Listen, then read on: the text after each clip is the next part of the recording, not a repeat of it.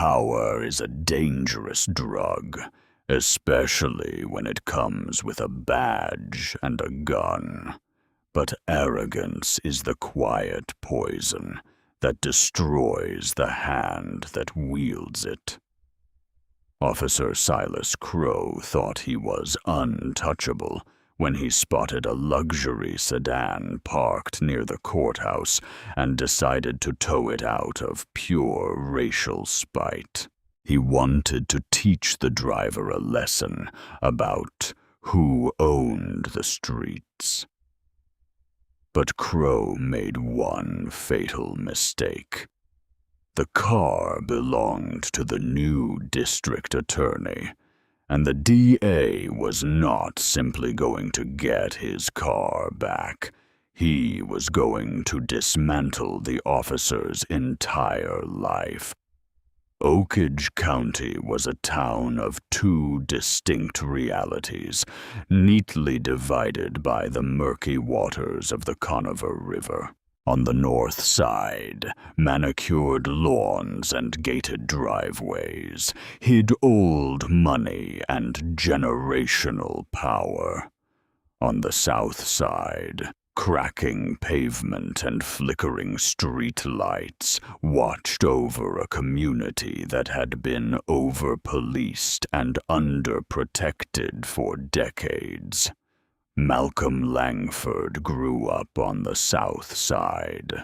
Now he sat in the corner office of the downtown courthouse as the newly elected district attorney. Langford was a force of nature, tall, impeccably tailored, and possessing a mind like a steel trap. He had campaigned on a single, unwavering promise: accountability.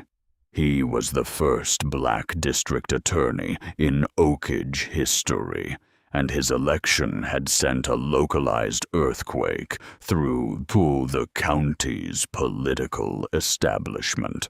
But nowhere was the aftershock felt more violently than in the precinct houses of the Oakage Police Department.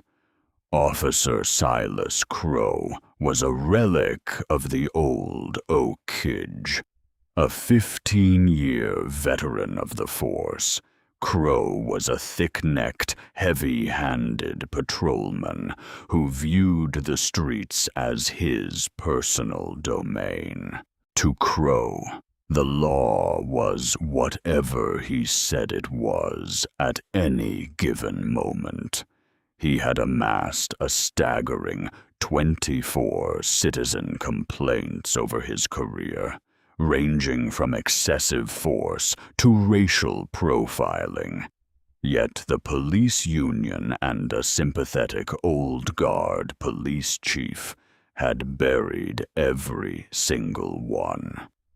Crow hated Malcolm Langford with a visceral, consuming passion. He hated the DA's reform policies. He hated the mandatory body camera audits Langford had instituted. And if he were being brutally honest with himself in the dark of night, he hated the fact that a black man from the South Side now held the power to put cops in prison. On a sweltering afternoon, the heat radiating off the asphalt was thick enough to choke on. Langford had just wrapped up a grueling 4-hour grand jury presentation regarding a corrupt city contractor. Exhausted but focused, he had parked his personal vehicle, a pristine midnight blue Audi A6, in the overflow municipal lot just a block from the courthouse. It was a space explicitly reserved for county officials, and Langford's official laminated placard was displayed dead center on the dashboard. Crow was cruising his sector in Car 42, the air conditioning blasting, a lip full of chewing tobacco, turning his saliva brown. He was already in a foul mood. Earlier that week, Langford's office had refused to prosecute a drug possession case Crow had brought in, citing an illegal warrantless search. Crow felt humiliated. He felt emasculated. As he turned the corner onto Elm Street, the midnight blue Audi caught his eye. Crow slowed the cruiser to a crawl. He knew exactly whose car it was. The grapevine in the police department moved faster than fiber optic cable, and every cop in the precinct knew the new DA drove a dark blue Audi. Crow pulled his cruiser up to the bumper and tapped the license plate into his mobile data terminal. The screen blinked back the registered owner, Malcolm A. Langford. A slow, malicious grin spread across Crow's face. He looked at the parking space. The Audi was perfectly centered. The county official placard was clearly visible through the windshield, but the rear left tire rested perhaps 2 inches over the faded white line that separated the county lot from a designated fire lane. A fire lane that had not been used or repainted since an adjacent building was demolished years earlier. To any rational officer, it was a non-issue. To Crow, it was a golden opportunity for petty, vindictive revenge. Let's see how high and mighty you feel when you're riding the bus, counselor. Crow muttered to himself. He did not call City Dispatch for a municipal tow. That would leave an official paper trail a supervisor might flag. Instead, Crow reached for his personal cell phone and dialed a number he knew by heart. Vickers Towing. Earl speaking. A raspy voice answered. Earl, it's Silas, Crow said, eyes locked on the DA's car. I got a live one for you down on Elm, right behind the courthouse annex, impeding a fire lane. Real public safety hazard. Earl Vickers chuckled, a wet, phlegmy sound. Right behind the courthouse. You sure about this, Silas? That's heavy brass territory. Just hook it and book it, Earl, Crow sneered. And take it all the way out to the county line yard. Make sure this one gets the premium storage fee. You got it, boss. Be there in 10. Crow sat in his idling cruiser, watching like a predator as the rusted flatbed of Vickers Towing rattled down the street. He watched Earl jump out, hook the winch to the front axle of the beautiful, expensive sedan, and drag it violently up the steel ramp. The screech of the Audi's tires scraping against the metal was music to Crow's ears. He did not write a ticket. He did not leave a notice. He simply watched the car disappear around the corner, spat his tobacco juice onto the pavement, and drove away, feeling like the king of Oakage County once again.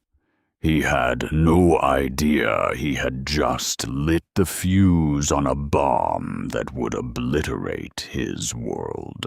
As evening settled in, Malcolm Langford loosened his silk tie, grabbed his leather briefcase, and walked out of the heavy glass doors of the courthouse. The oppressive afternoon heat had given way to a muggy, stagnant evening. He was mentally reviewing his schedule for the next day, calculating the political capital he would need to spend to get Mayor Victor Langdon to sign off on an independent police oversight board. Langford turned the corner into the municipal lot and stopped dead in his tracks. The spot where he had parked was empty. Just a rectangle of oil-stained concrete stared back at him. For a brief, irrational second, he thought he might have parked on a different street. But his memory was photographic. He looked down at his feet. There, etched into the hot asphalt, were fresh, deep gouges, the unmistakable drag marks of a tow winch. Langford did not panic. He did not scream or kick a trash can. He was a man who had built his career on cold, analytical composure. He pulled out his phone and dialed the police non-emergency line. Oakage Dispatch, Operator 44. State your emergency or inquiry. This is District Attorney Malcolm Langford. I'm calling to report a vehicle missing from the Elm Street municipal lot, or to determine if it was impounded. License plate Delta Romeo 792. There was a long pause, followed by furious typing. The dispatcher's voice returned, suddenly tense. Mr. Langford. Yes, sir. The vehicle was towed earlier today. The authorizing officer was Officer Silas Crow, badge 714. The cited violation is impeding a designated emergency fire zone. Langford's eyes narrowed. He looked at the faded yellow curb 10 yards away. He knew Crow's name. It sat at the top of a very thick file on his desk. Which impound lot, operator? Vickers Towing, sir. Out on Route 9. Thank you. Langford hung up. He did not call the chief of police to complain. He did not demand a squad car come pick him up. He simply opened his Uber app and requested a ride.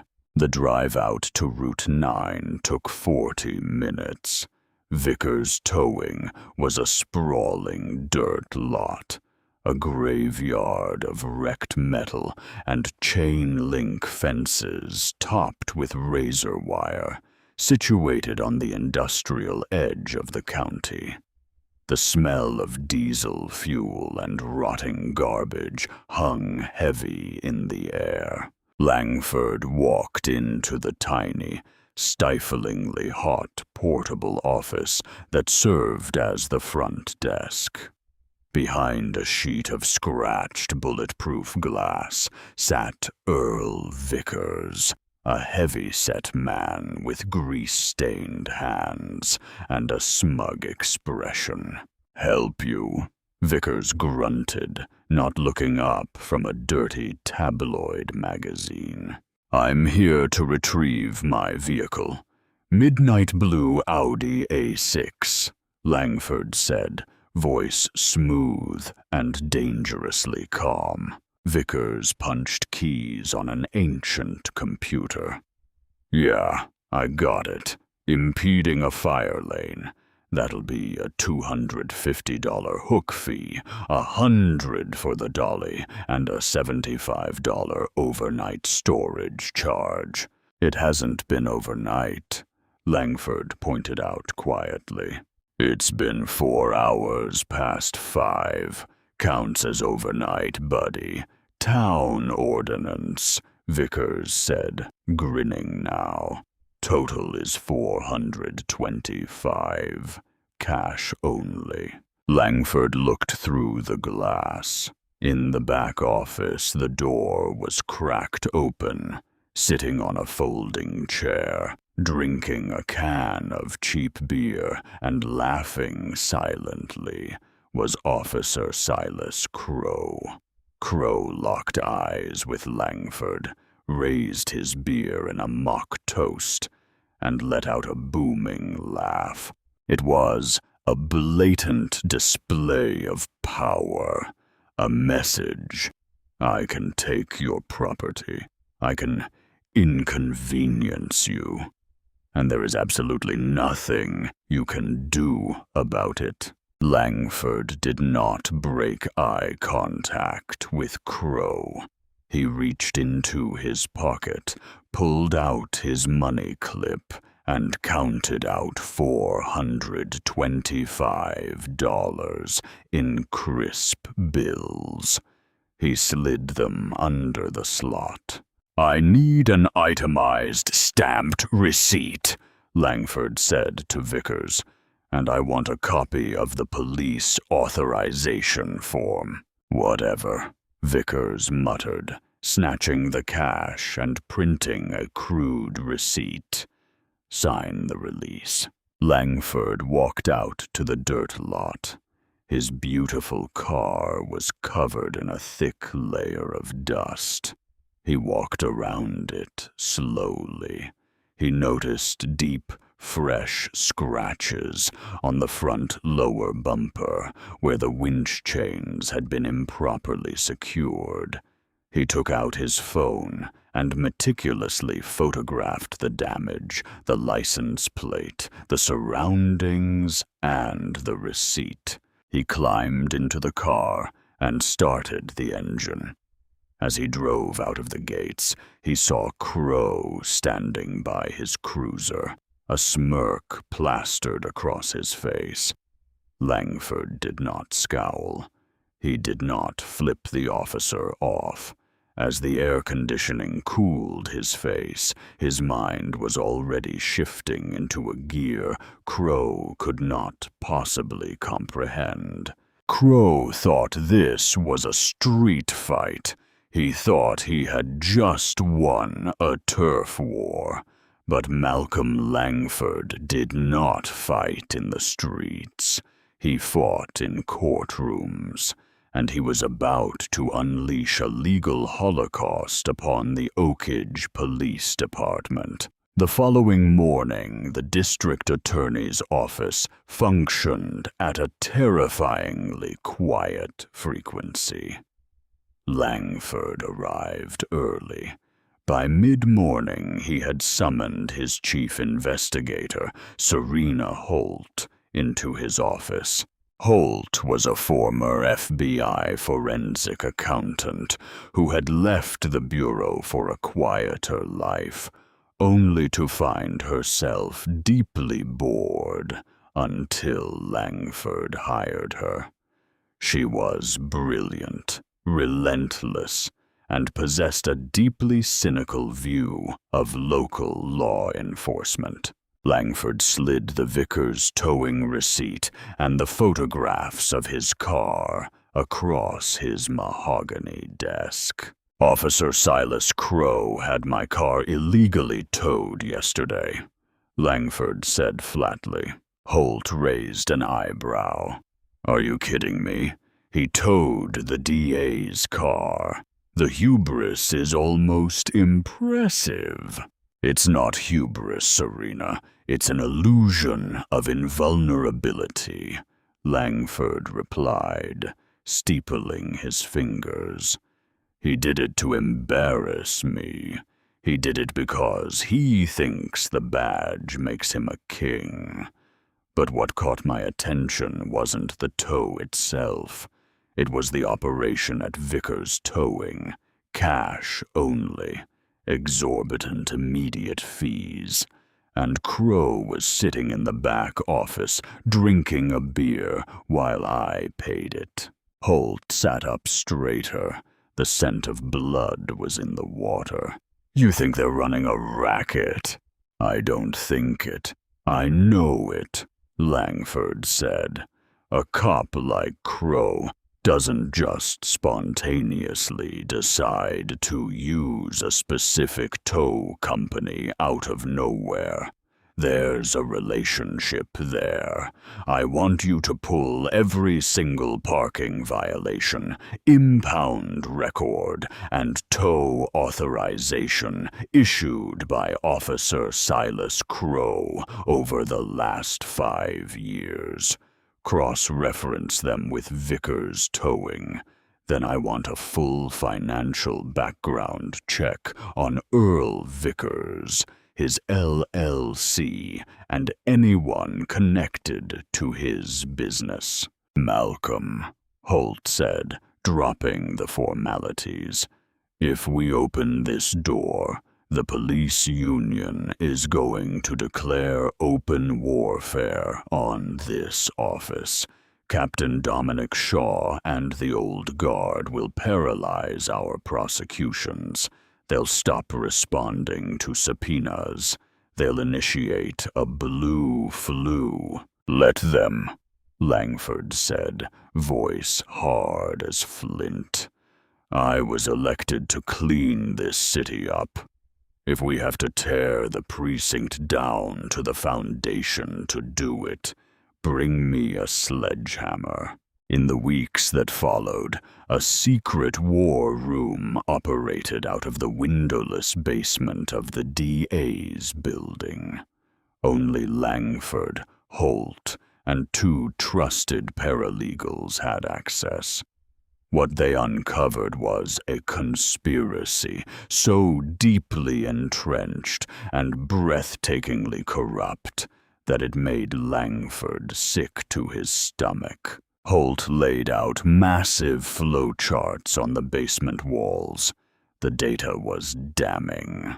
Over a 5-year period, Officer Crow had authorized more than 1,200 vehicle tows. A staggering 92% of those tows were routed exclusively to Vickers Towing, entirely bypassing the city's rotational list of contracted, bonded tow operators. But it was the demographics that turned the corruption into a civil rights atrocity. Look at the heat map, Malcolm, Holt said, pointing a laser pointer at a massive map of Oakage County.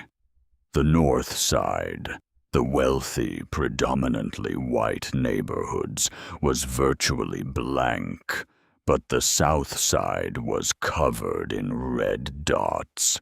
He's targeting minority neighborhoods. Langford's jaw clenched. Low-income housing, apartment complexes, factory parking lots. Exactly, Holt said.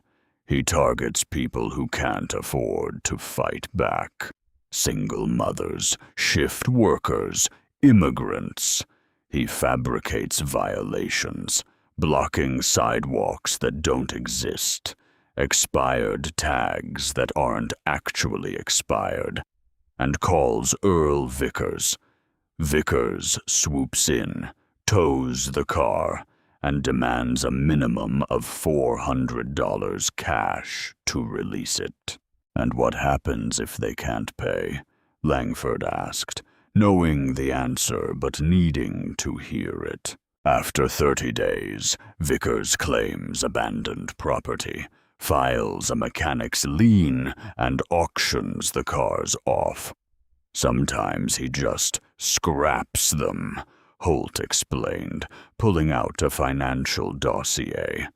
But here is the kill shot, Malcolm. I dug into the corporate structure of Vickers Towing, LLC. Earl Vickers isn't the sole owner. She slapped a printout from the Secretary of State's office onto the table. Vickers is the registered agent, the silent partner holding a 50% equity stake through a shell corporation called Blue Line Logistics, is a woman named Lorraine Vickers. Langford stared at the name. His wife? Yes, Holt smiled grimly. Lorraine Vickers, whose maiden name is Lorraine Crow. She is Silas Crow's younger sister. The puzzle pieces locked together with a deafening click. It was not merely petty harassment. It was a massive, highly organized racketeering enterprise. Crow used his badge to steal cars from poor people under the color of law. His brother-in-law held the cars hostage for cash, and the profits were funneled right back into Crow's pockets through his sister's shell company. Over 5 years, they had extorted nearly $1 million from the most vulnerable citizens of Oakage. Langford felt a terrifying, righteous clarity wash over him. This isn't a badge misconduct complaint. This is Title 18, United States Code, the Racketeer, Influenced, and Corrupt Organizations Act, RICO, extortion under color of official right, wire fraud, civil rights violations. If we take this to a grand jury locally, it'll leak, Holt warned.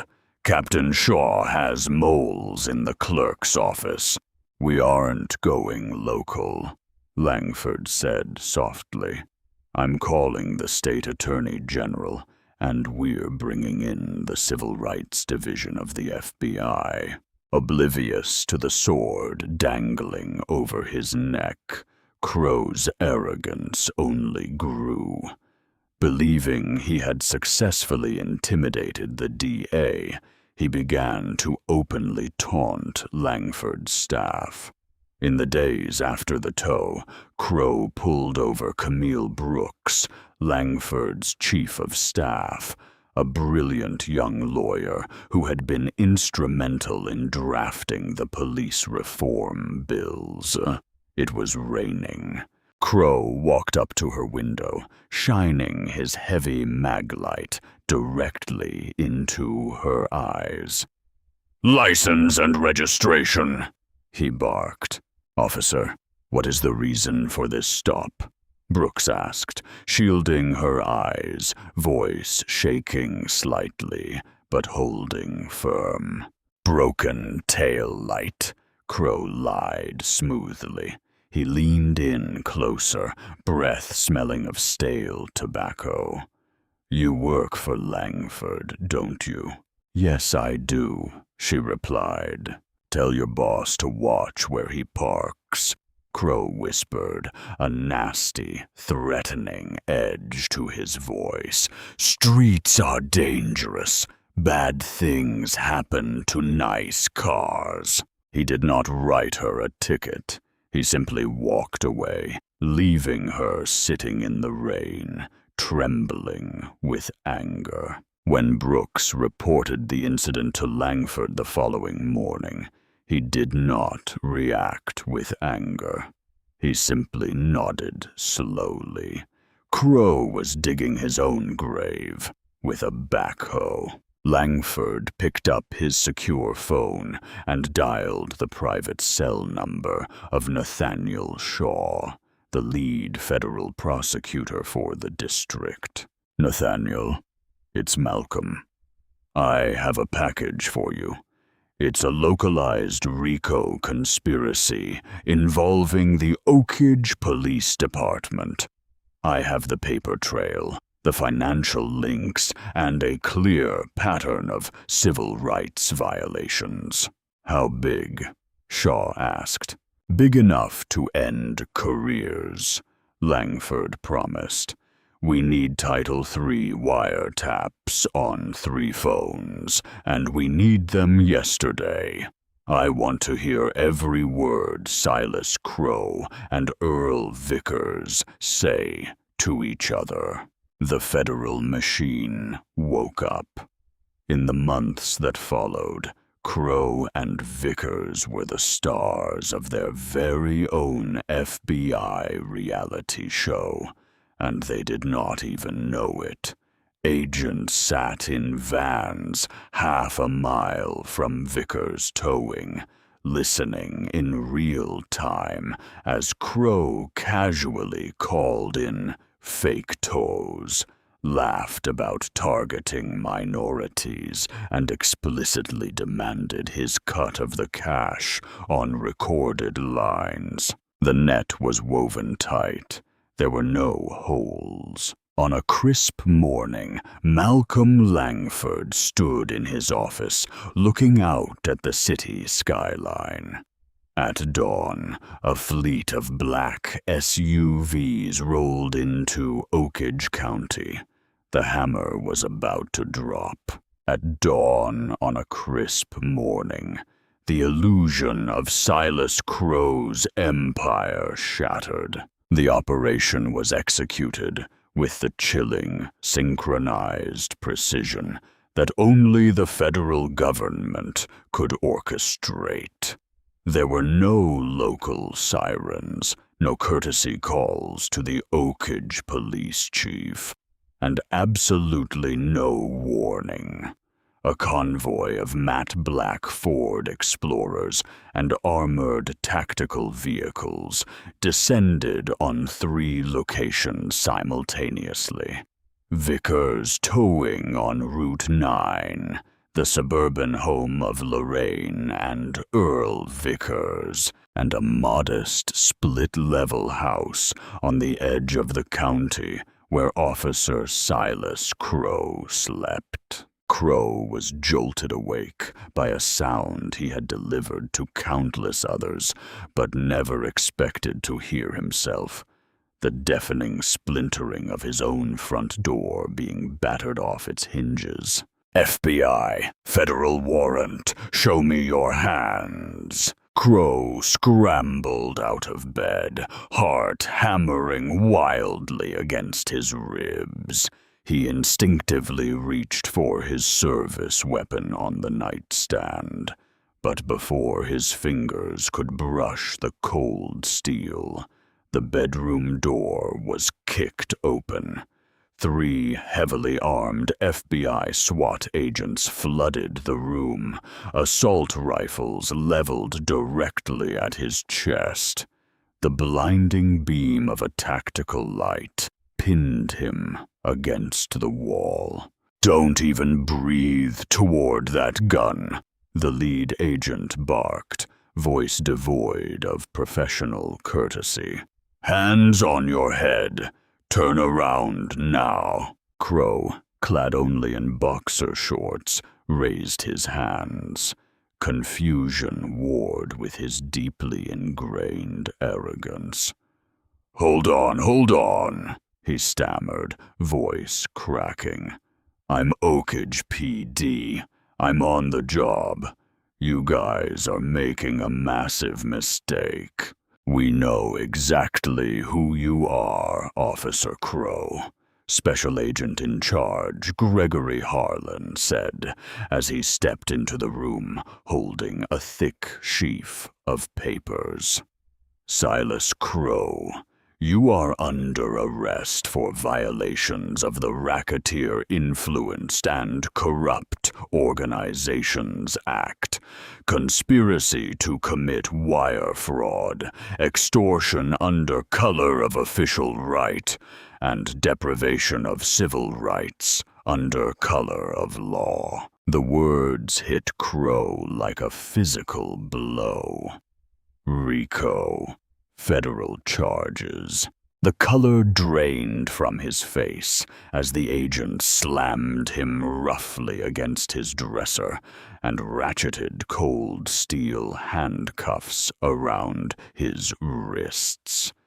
The terrifying reality of his situation began to set in. He was not dealing with internal affairs. He was not dealing with a slap on the wrist from a friendly police chief. He was in the grip of the Department of Justice. Simultaneously, out on Route 9, Vickers Towing was being dismantled. Dozens of federal agents swarmed the dirt lot. They seized computers, filing cabinets, and the contents of a hidden floor safe containing more than $80,000 in undocumented cash. Earl Vickers did not even make it to the handcuffs before he broke. Standing in his pajamas in his own driveway, watching agents tear apart his wife's home office, Vickers immediately asked for a deal. The brotherhood he and Crow shared evaporated the second Vickers faced a mandatory minimum sentence in federal prison. By mid-morning, the news hit the Oakage Police Department like a tactical nuke. Chief Raymond Beckett, a red-faced, barrel-chested man who had protected Crow for years, stormed into the district attorney's office, bypassing the reception desk entirely. He threw open the doors to Malcolm Langford's suite, eyes bulging with rage. "What the hell is going on, Malcolm?" Beckett roared, slamming his palms onto the DA's mahogany desk. "The feds just perp-walked one of my senior officers out of his house in his underwear. They bypassed my entire chain of command. You set this up." Langford did not flinch. He did not raise his voice. He calmly finished signing a motion, capped his fountain pen, and looked up at the chief. "Take a seat, Raymond. Or don't, but lower your voice," Langford said, tone icy. "You brought the FBI into my precinct over a parking dispute," Beckett spat, though his bravado faltered under Langford's dead-eyed stare. "You're destroying a man's life because he towed your precious Audi." "I brought the FBI into your precinct, Chief, because you allowed a criminal enterprise to operate out of your locker room," Langford replied, standing. He picked up a thick-bound dossier from his desk and tossed it violently. It landed at Beckett's feet with a heavy thud. "That is a 5-year forensic accounting of Officer Crow's towing history. Over 1,000 vehicles. $1 million extorted from the poorest, most vulnerable citizens of Oakage, funneled directly into a shell company owned by Crow's sister. He didn't just tow my car, Raymond. He has been terrorizing the South Side under your protection. And I have it all on Title III wiretaps." "Ew." Beckett stared at the dossier, color washing from his face. The fight left his body completely. "Wiretaps, financial records, RICO." The old guard playbook of sweeping things under the rug was useless against a federal grand jury indictment. "The police union," Beckett started weakly, "will not touch him," Langford interrupted. "I spoke to the union president an hour ago. Once I read him the summary of the extortion charges and mentioned the FBI Civil Rights Division. He explicitly stated They will not fund Crow's legal defense. He is entirely alone. Langford leaned over the desk, eyes burning with years of built-up frustration against a broken system. I told you I was going to clean up this city, Raymond. Crow was the infection. Consider this the amputation. Now get out of my office and go try to salvage whatever is left of your department's reputation. Down in the federal holding cells, Silas Crow sat shivering on a stainless steel bench. For the first time in 15 years, he was entirely stripped of his power. He had used his badge as a weapon, and now it was gone. The only thing waiting for him was a judge, a jury, and the terrifying realization that he was about to face the very justice system he had spent his career manipulating. The criminal trial of the United States versus Silas Crow was not a battle. It was a clinical, methodical slaughter. From the moment the heavy oak doors of the federal courthouse swung open, it was clear that Crow's reign of terror had reached its terminal conclusion. The courtroom was packed to absolute capacity. Reporters filled the back benches, and citizens from the South Side, people who had spent years being victimized in silence, lined the gallery. Federal prosecutor Nathaniel Shaw moved through his case in chief with the terrifying precision of a surgeon. He did not rely on grand theatrics. He relied on an avalanche of undeniable data. For 3 days, Shaw paraded the victims of Crow's extortion ring before the jury. Single mothers who had lost their jobs because they could not get to work. Elderly men whose only mode of transportation had been auctioned off for pennies. Young college students whose savings were wiped out paying Vickers towing. But the fatal blow to Crow's defense was not the victims' tearful testimonies, nor was it Serena Holt's masterful breakdown of the forensic accounting. The fatal blow was Earl Vickers. Desperate to avoid dying in a federal penitentiary, Vickers had taken an aggressive plea deal and turned state's evidence. When Vickers' name was called to the witness stand, a heavy, suffocating silence fell over the room. He wore a rumpled, ill-fitting suit, a stark contrast to his usual grease-stained coveralls. As he raised his right hand to swear the oath, he steadfastly refused to look at the defense table. Vickers did not merely throw his brother-in-law under the bus, he reversed over him. Guided by Shaw's sharp questioning, Vickers detailed the entire operation from its inception. He explained the encrypted radio codes Crow used to signal a lucrative target. He described the cash drops that took place in brown paper bags during Sunday family barbecues, money handed over while children played in the yard.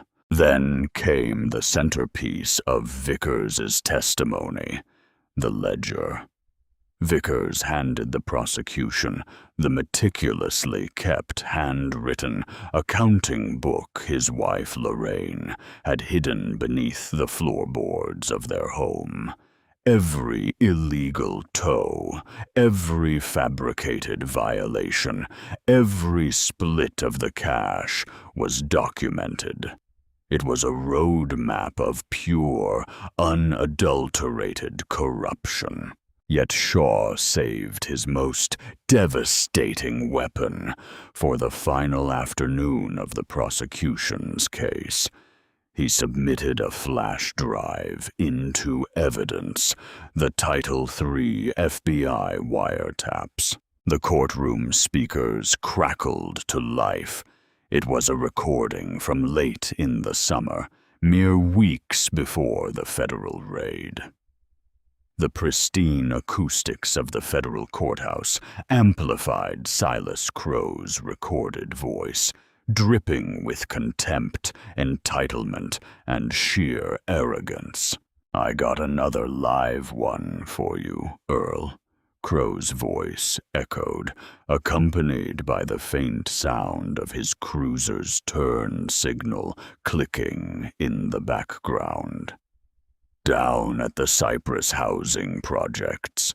Nice little silver Honda Civic. The tags are good and she's parked legal, but I'm writing it up as a public nuisance, blocking a fire hydrant. Let the single mom ride the bus for a few weeks and think about her life choices. Make sure you hit her with the maximum overnight storage fee, brother. Daddy needs that new cedar deck for the backyard before Labor Day." A collective, audible gasp swept through the gallery. Several jurors physically recoiled in their seats, faces twisting in absolute disgust.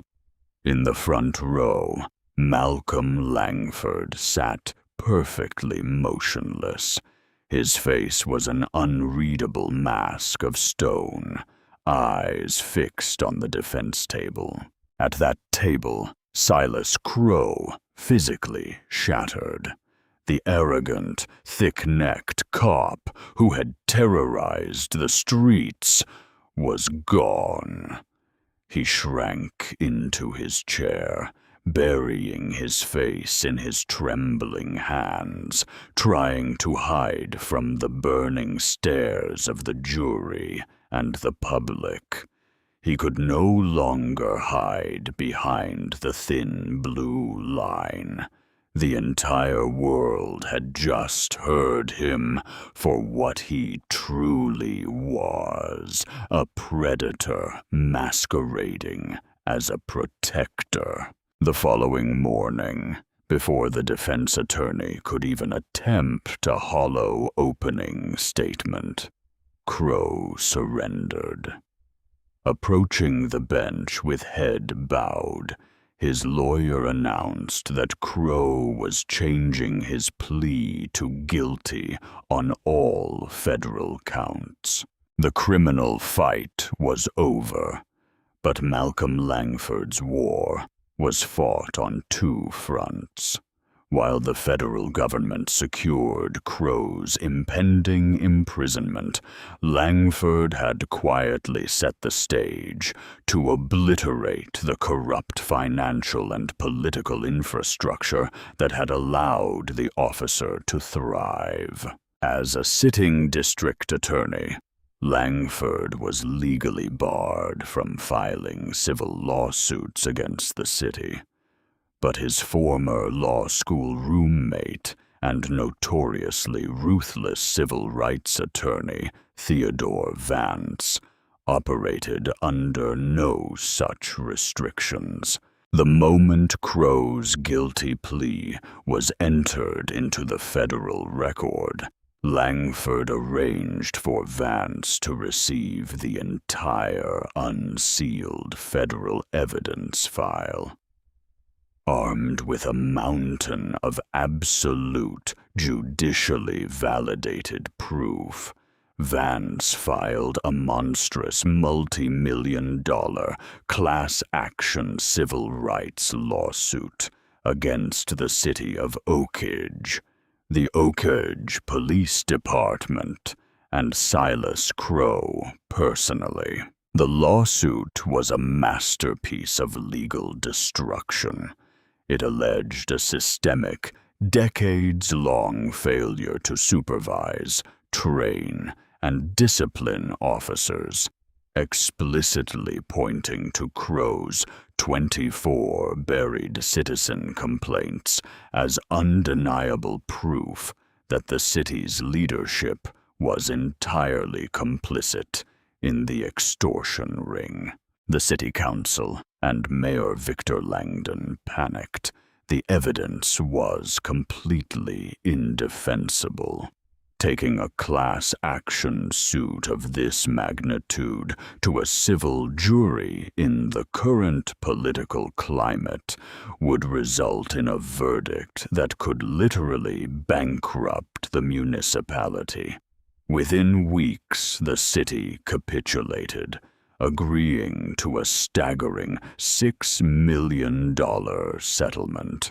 This money was placed in a restitution fund for the hundreds of victims Crow had preyed upon over the years.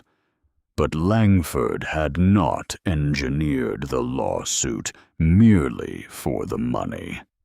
Buried within the binding settlement agreement was a non-negotiable stipulation.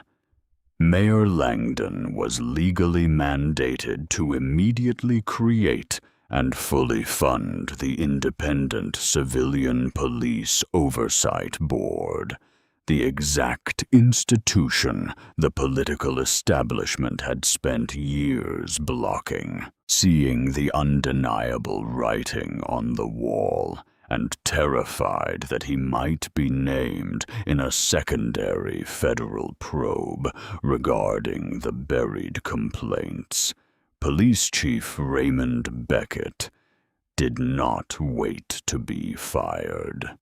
He quietly cleared out his office under the cover of darkness and submitted his early retirement papers, fleeing the city in disgrace. And then came the bureaucratic execution that finally broke Crow's spirit entirely.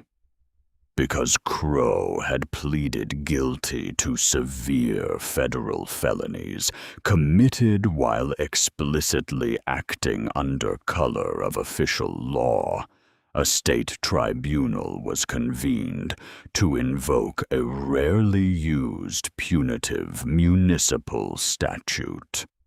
In a hearing that lasted less than 20 minutes, Silas Crow was permanently stripped of his law enforcement pension. Every single dime he had paid into the retirement system over his 15-year career was seized and liquidated to help fund the restitution payments to his victims. He was left with absolutely nothing. No savings, no future, no safety net. On the day of his formal sentencing, Crow stood before Federal District Judge Lydia Monroe. He wore a bright orange jumpsuit, wrists shackled to a heavy chain around his waist. He looked 20 years older. The hollow, terrified stare of a ruined man replacing the slug smirk he had worn months prior. "Mr. Crow," Judge Monroe began, voice echoing coldly in the cavernous room, cutting through the silence like a scalpel. "Law enforcement officers are granted extraordinary, almost unfathomable power by the public trust. You weaponized that sacred trust. You did not protect and serve your community. You hunted and extorted them. You specifically targeted those whom you believed had no voice, no financial power, and no legal recourse. And you did it out of sheer unadulterated greed, and vindictive spite. She adjusted her glasses, staring down at him from the elevated bench with absolute contempt. You believed your badge made you immune to the consequences of your actions. You believed you were above the law. Let today serve as a permanent reminder to anyone who wears a uniform that the law is a very heavy object to have fall upon you. I sentence you to 144 months in federal prison to be served consecutively with no possibility of early release or parole. 12 years. As the heavy-set U.S. Marshals grabbed Crow by the arms to lead him toward the holding cells, he stopped. He looked back over his shoulder into the packed gallery. He bypassed the reporters and the victims, locking eyes with Malcolm Langford one final time. Langford did not gloat. He did not offer a triumphant smile. He simply offered a slow, deliberate nod, a silent, chilling acknowledgement of a promise kept. The district attorney picked up his leather briefcase, turned his back on the disgraced, ruined cop, and walked out of the courtroom, ready to get back to the work of rebuilding his city. The heavy, reinforced steel door of cell 412 slammed shut with a deafening metallic finality that echoed through the bleak corridors of the Federal Correctional Institution. It was a sound Silas Crow would have to get used to. He was no longer Officer Crow. He was inmate 88492-054. Because of his status as a former law enforcement officer, placing Crow in general population was equivalent to a death sentence. The federal prison system overflowed with men who harbored a deep, violent hatred for the badge. Consequently, Crow was placed in the Special Housing Unit, a segregated wing designed for high-profile inmates, informants, and disgraced cops. It was, for all intents and purposes, solitary confinement. For 23 hours a day, Crow sat in a concrete box measuring 6 feet by 9 feet. There was a thin mattress on a steel slab, a stainless steel toilet, and a narrow slit of frosted glass that let in a dull, mocking sliver of daylight. The man who had once roamed the streets of Oakage in a climate-controlled cruiser, barking orders and watching citizens tremble, was now entirely powerless. He dictated nothing. He controlled nothing. He was told when to wake, when to eat the tasteless, tepid food shoved through a slot in his door, and when to take his single hour of recreation in a chain-link cage under the watchful eyes of armed guards. In the suffocating silence of his cell, the arrogance that had defined his life slowly rotted into a desperate, gnawing paranoia. Crow had endless hours to replay the events in his mind, the midnight blue Audi, the smug call to Earl Vickers, the petty joy of watching the DA's car dragged away. He had traded a comfortable life, a guaranteed pension, and his freedom for a momentary thrill of spite. While Crow withered in the dark, the city of Oakage was undergoing a painful, spectacular rebirth. Malcolm Langford did not rest on the laurels of his victory. Taking down Crow and the Vickers, towing extortion ring was only the amputation of the meat-infected limb. Langford was determined to cure the whole body. The $6 million class action settlement had bankrupted the political capital of the old guard. Mayor Victor Langdon, terrified of further federal scrutiny, gave Langford virtually everything he demanded. The Oakage Civilian Police Oversight Board was officially ratified. It was not a toothless committee of political appointees. Langford ensured the board had subpoena power, independent investigators, and the authority to recommend the immediate termination of officers who violated civil rights. But the remnants of the old Oakage Police Department did not surrender quietly. Captain Dominic Shaw, a 20-year veteran and close friend of the disgraced Chief Beckett, attempted to organize a subtle rebellion. Shaw encouraged his patrolmen to engage in a work slowdown, a deliberate stalling of response times to the South Side, hoping the spike in petty crime would force the city to dismantle the Oversight Board. Langford saw the mutiny forming before it even fully materialized. He called his chief investigator, Serena Holt. "Shaw is playing games," Langford said, staring at the weekly dispatch metrics that showed response times in minority neighborhoods had inexplicably doubled. "He thinks he can hold the city hostage. He's using the union to shield himself," Holt replied, tapping a pen against her notebook. "The patrolmen won't talk. They're terrified of retaliation. We don't need them to talk.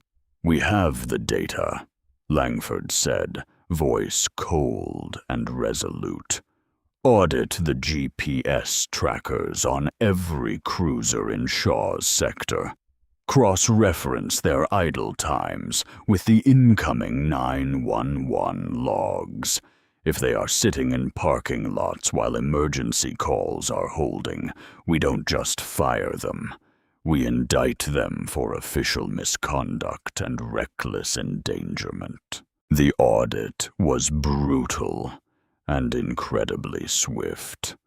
Holt uncovered that Shaw had explicitly ordered units to stand down on non-violent calls in the South Side.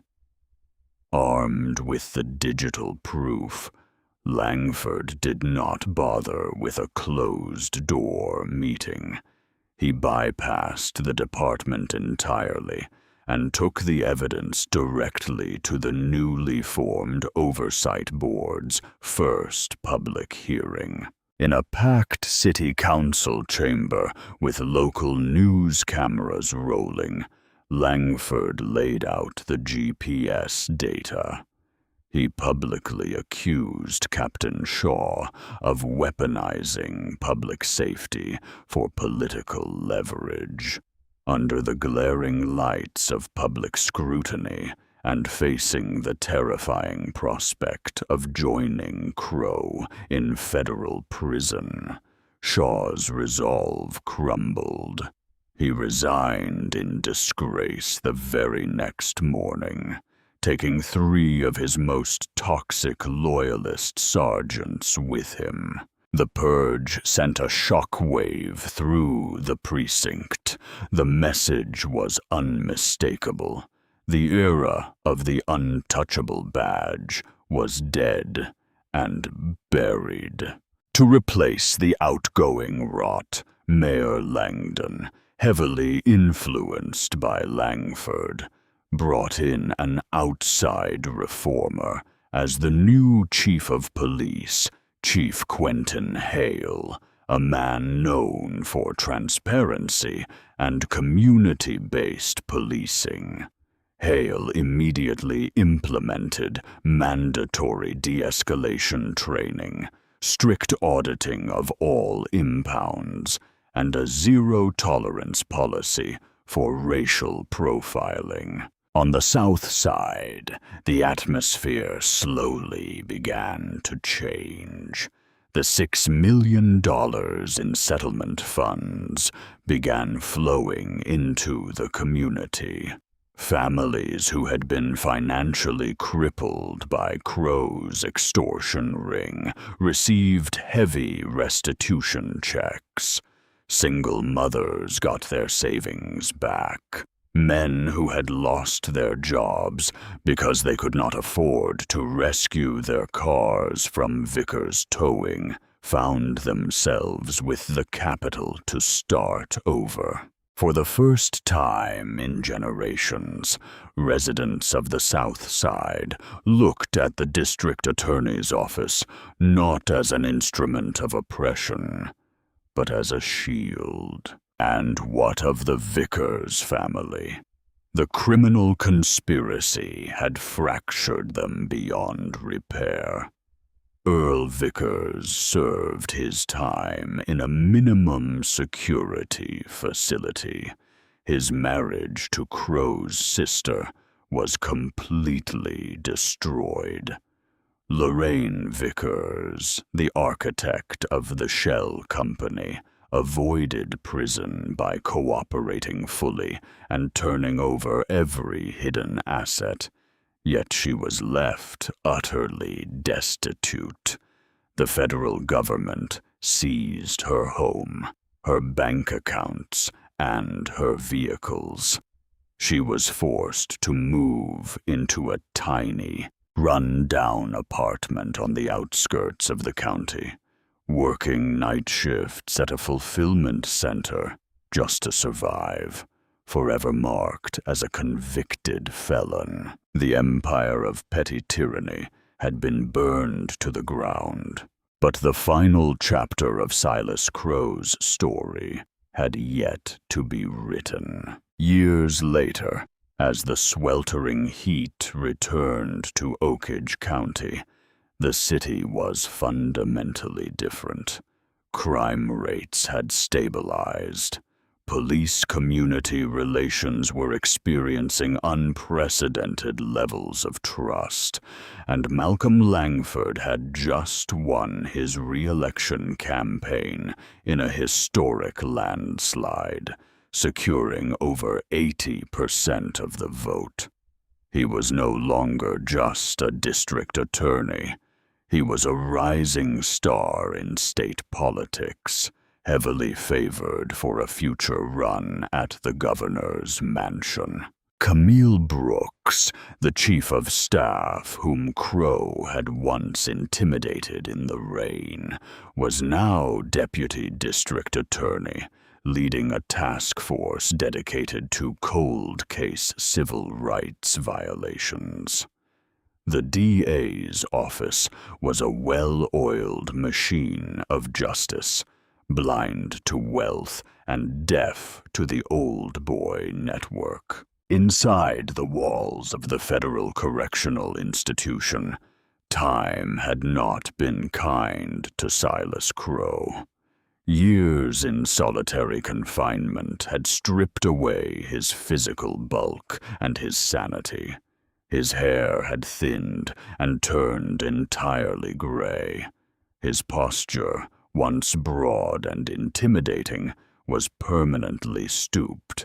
The terrifying reality of his 12-year sentence was an inescapable weight pressing down on his chest every waking second. Crow had spent the first 3 years fighting.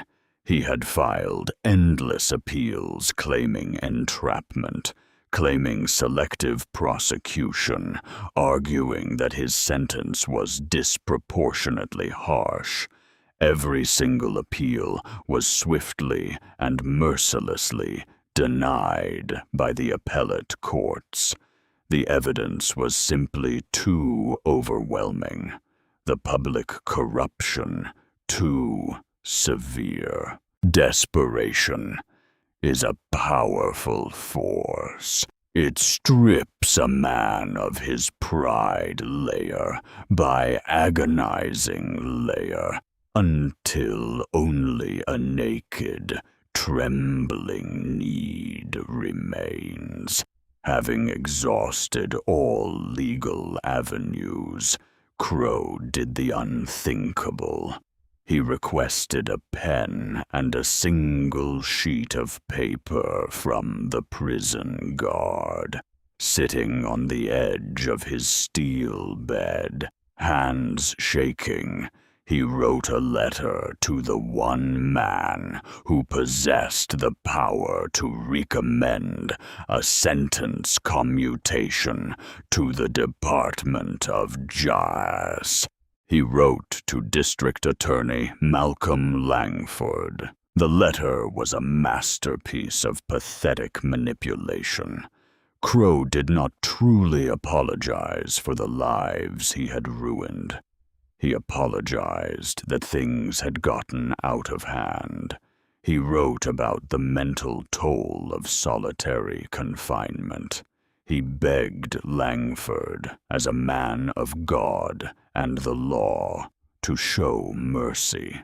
He asked Langford to submit a letter of support to the Federal Parole Board to shave a few years off his sentence, promising he would move away, change his name, and never return to Oakage. A week later, Camille Brooks walked into Langford's spacious corner office and dropped a plain white envelope stamped with the federal prison insignia onto his desk. "You're going to want to read this," Brooks said, an unreadable expression on her face.